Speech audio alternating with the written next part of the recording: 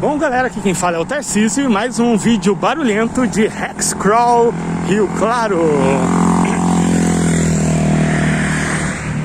É sábado, hoje eu tô fazendo várias reposições. Então hoje eu tô trabalhando das 9, só fiz essa pausa aqui. Vou trabalhar até as 5 da tarde. E depois tem que dar conta de 2 crianças com energia a 1000. E resolvi gravar um Hexcrawl Rio Claro, fazia tempo que eu não gravava. E quem conhece o Hexcrawl Rio Claro sabe que é os temas mais aleatórios do mundo, né? Então hoje eu vou falar, é baseado num post do Matheus Nickel. Matheus Nickel, eu não sei se ele tá aqui no canal, né? Mas ele tá sempre lá na minha página pessoal comentando. E ele fez um post muito interessante falando sobre uma certa cultura que infelizmente existe em esportes, em grupo e tudo mais, até no nível amador, que é uma falta de cuidado e tato com novatos. Por exemplo, quando chega uma pessoa nova para treinar aquele esporte que você já treina há muito tempo, é comum ter piadas, desmerecimento da pessoa que ainda não conhece as regras, que ainda não sabe jogar direito. E aí, o próprio Matheus colocou também que isso é comum um pouco no mundo do board game. Não que é comum, tá? Não tô querendo desmerecer não, mas que acontece com mais frequência do que deveria no mundo dos board games. E eu contei nos comentários do post dele de uma experiência terrível que eu tive com card game, que tem tudo a ver com isso. Então, realmente, gente, né, isso é uma coisa que acontece sim, né? Isso fecha muitas portas. Eu tô falando agora, transfere pro hobby, pro RPG, né? Vamos falar do RPG em geral e depois no RPG solo, né? Esse tipo de atitude ali existe sim no meio do RPG, do card game. Eu vou contar a experiência que eu tive, mas eu já tive uma outra antes, mas que não foi tão ruim quanto a segunda. A primeira era o seguinte, né? Eu morava em Águas da Prata e era um pequeno grupo. Nós éramos em 5, 6 que tínhamos interesses nessas coisas mais nerds, né? Nós tínhamos o nosso grupo de defensores de Tóquio. E tinha um lugar que a gente conhecia em São João da Boa Vista, que é a cidade próxima, que o pessoal se reunia para jogar RPG e jogar Magic.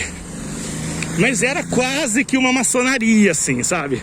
Quantas vezes a gente chegou aí lá, dar uma olhada nos livros de RPG que a gente não poderia comprar e tudo, e tinha o pessoal jogando, e quando a gente se aproximava um pouquinho das mesas, a gente via que o pessoal ficava um pouco incomodado, né?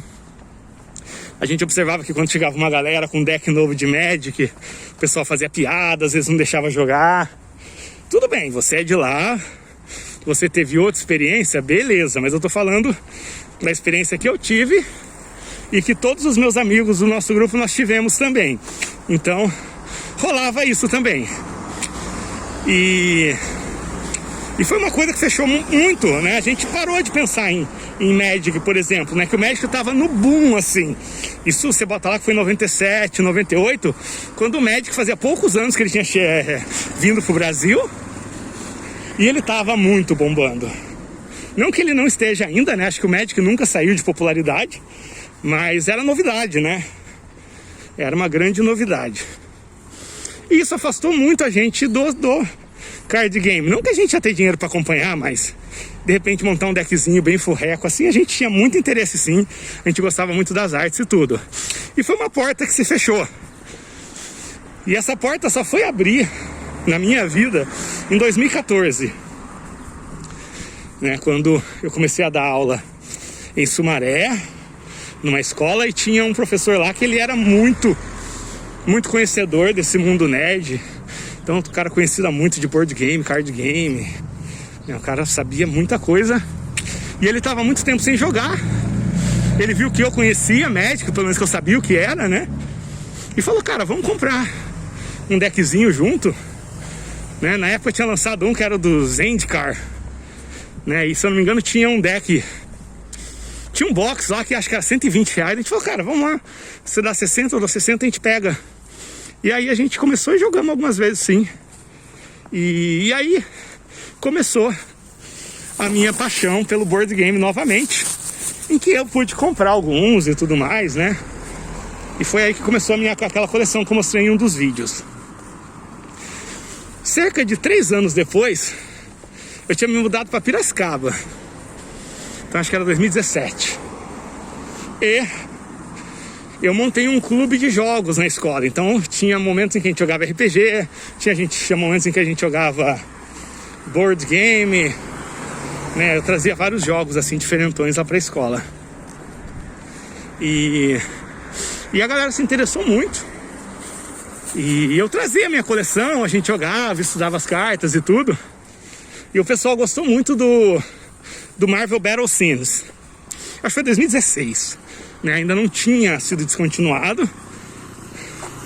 E por ocasião, em um lugar X lá, que eu não vou falar, também quem é de Piracicaba, né? Não venham perguntar onde, quem, quando, tá, isso é muito deselegante.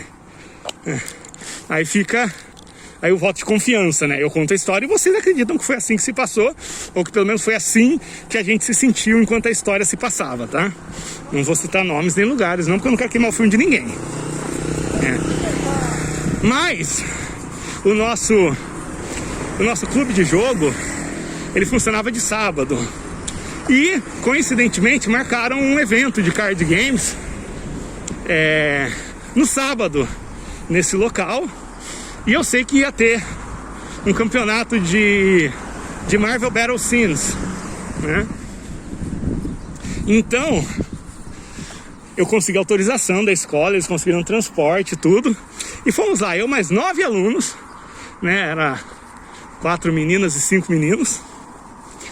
Pra ver, né? E eles estavam super empolgados de saber como é que era um campeonato, né? E eles não conheciam o local.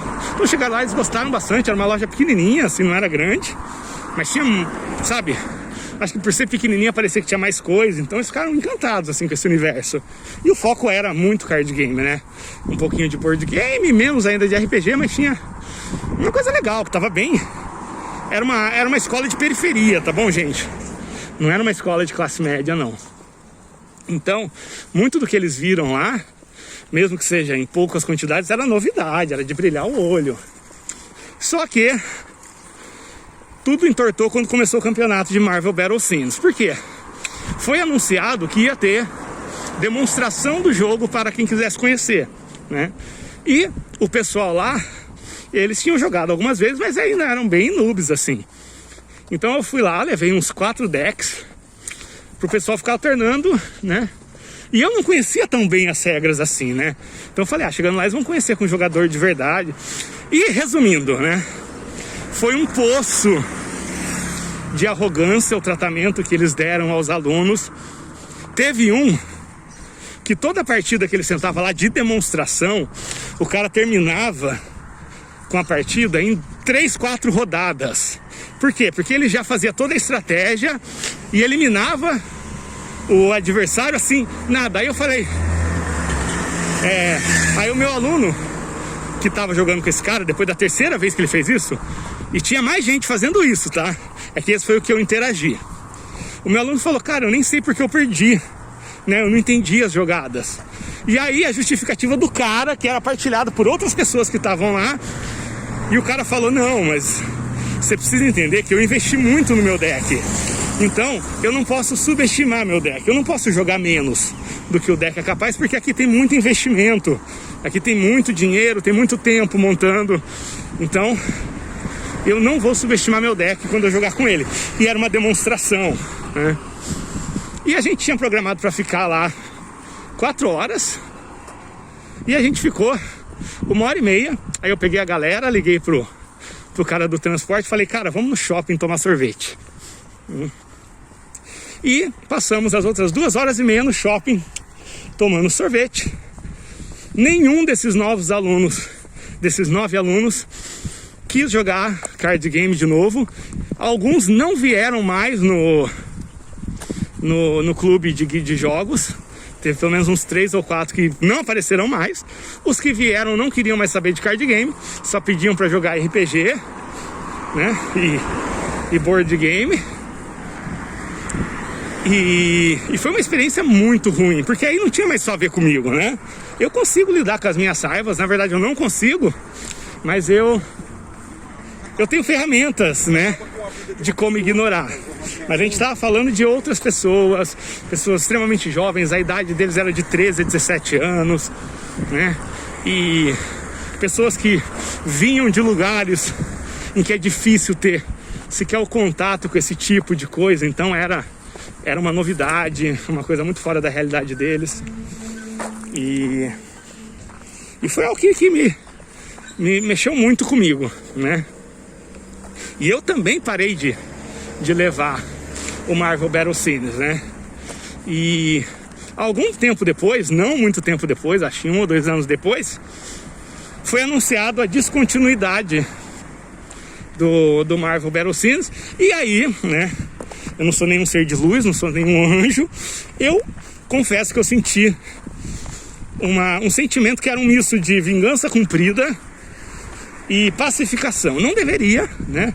Como eu falei, né? Tô longe de ser um ser de luz e tem muita coisa que eu penso, que eu sinto, que eu sei que não é uma coisa saudável de se pensar.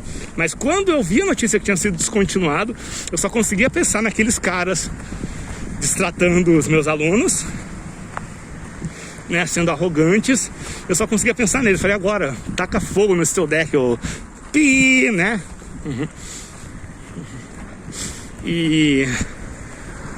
Mas assim, não teve nada de bom, né? Era um jogo bom, era um jogo de qualidade. O criador do jogo, o Fabian, é um cara sensacional, é um cara humilde, né? É um cara que é muito legal trocar ideia com ele. Troquei poucas vezes ideia com ele, mas todas as vezes foram fantásticas, né? E eu sei que ele ficava muito triste também quando vinha depoimentos assim, né? Então, e assim, eu não tenho como dizer, tá? Agora eu tô tendo um chutômetro, mas existiu uma relação, ainda que distante ou talvez não direta, entre o comportamento daqueles caras e o fim do jogo, sabe? Eu ouvi outras pessoas fazendo relatos parecidos, né? Eu continuei acompanhando a cena desse card game. Eu fui acompanhando que os campeonatos oficiais, eles começaram a cair muito o número de integrantes. Chegou ao ponto que tinha campeonato oficial, né, que entrava por ranking lá e tal, que tinha 5 participantes e 4 participantes. Então não foi nenhuma surpresa quando anunciaram que ele ia terminar. E aí eu chego na questão do RPG, gente, né? Acolham aí com paciência, né? As pessoas interessadas, as pessoas novas. Quando surgirem dúvidas sobre coisas óbvias, né? Se a pergunta é feita assim, na humildade, na tranquilidade, sem arrogância, né? Separem um tempinho aí pra explicar. Mostrem pro cara vídeos que ele pode ver, se você não souber ou se você tiver sem tempo, né? Olha, assim, tem esse vídeo que fala exatamente disso, né? Porque, assim, tudo gera uma consequência. Hoje eu estava explicando pro meu filho o que é o efeito borboleta. Ele aprendeu a cantar aquela música Hoje é Domingo, Pé de Cachimbo. E eu estava explicando para ele que isso é a versão popular do efeito borboleta, né? E foi o que me levou a pensar nisso, né? Como algumas atitudes que acontecem em determinados hobbies, elas podem, de pouquinho em pouquinho, ser o grande alicerce daquele hobby no futuro ou a grande queda daquele hobby no futuro. Eu acho que o RPG solo ser uma cena tão forte, ainda que pequena, e tão unificada, né, ainda que muito criticada, se deve por conta desses alicerces aí que foram estabelecidos desde o começo. E eu não tô falando da nossa comunidade, não.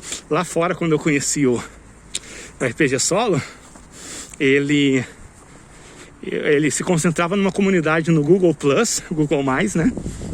Que eles eram extremamente acolhedores, né? Pessoal extremamente simpático. Tanto é que ao longo do tempo foi juntando pessoas de várias nacionalidades diferentes, algumas com sérios problemas no inglês, mas nunca foi um problema. Eu nunca vi ninguém chamando a atenção de alguém por causa de inglês, né? E o exemplo eu peguei de lá, né? Quando eu montei a comunidade Solo RPG, eu queria que ela fosse daquele jeito. Então, assim, eu não tenho mérito nenhum por ter feito aquele ambiente, porque eu realmente estava reproduzindo aquilo que eu tinha encontrado na comunidade lá do Google Plus, que chamava Lonely Wolf Roleplaying, se eu não me engano, alguma coisa assim. Então é isso, né? Não sei se falei alguma coisa ou se fiquei 15 minutos falando sobre nada. A gente se vê.